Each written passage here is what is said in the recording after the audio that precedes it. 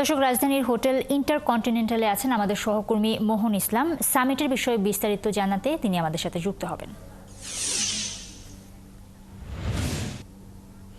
মোহন, আজ দ্বিতীয় সেশনে কি কি বিষয়ে আলোচনা হয়েছে সেটা একটু বলবেন, এবং এই পর্যন্ত কি পরিমাণের বিনিয়োগ এসেছে সে বিষয়ে যদি বিস্তারিত বলেন।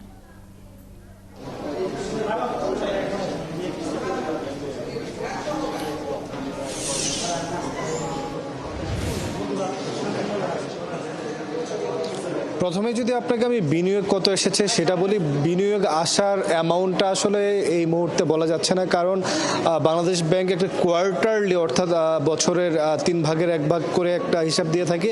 সে অর্থে এই বিনিয়োগ সম্মেলনের পরবর্তীতে আসলে বাংলাদেশ ব্যাংক কতটুকু বিনিয়োগ হলো গ্রস, সেই বিষয়টা তারা বলতে পারবেন।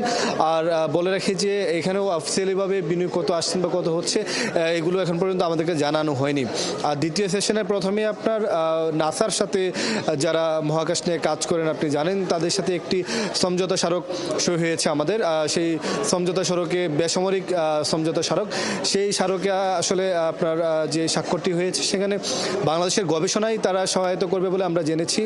একটু আগে কিন্তু তারা সই স্বাক্ষরগুলো যা যা করার ফর্মালিটিস ছিল সেগুলো বাংলাদেশের পক্ষে, অর্থাৎ বিডার চেয়ারম্যান, নির্বাহী চেয়ারম্যান ছিলেন আশিক চৌধুরী, নাসার একটি টিম ছিলেন যারা নাসাকে প্রতিনিধি করছেন, আমরা দেখেছি তাদের বৈঠক শেষে তাদেরকে আমরা প্রশ্ন করেছিলাম, কিন্তু এই মুহূর্তে তারা কিছু বলছে না, কারণ 5:15 অর্থাৎ 5:15 একটি সংবাদ সম্মেলনের মাধ্যমে আজকের দিনের যেই কার্যপরিধি সেই জিনিসগুলো জানানো হবে বলে কিন্তু আমাদেরকে জানিয়েছে। আমরা যতটুকু জানি যে আপনি জানেন যে আমাদের একটি স্যাটেলাইট ইতিমধ্যে কাজ করছে, আমাদের মহাকাশ নিয়ে বাংলাদেশের যে গবেষণা কিংবা বিভিন্ন কাজ সেটা আমরা অনেক পিছিয়ে আছি বলেই গবেষকরা বলে থাকেন বা বিশ্লেষকরা বলে থাকেন।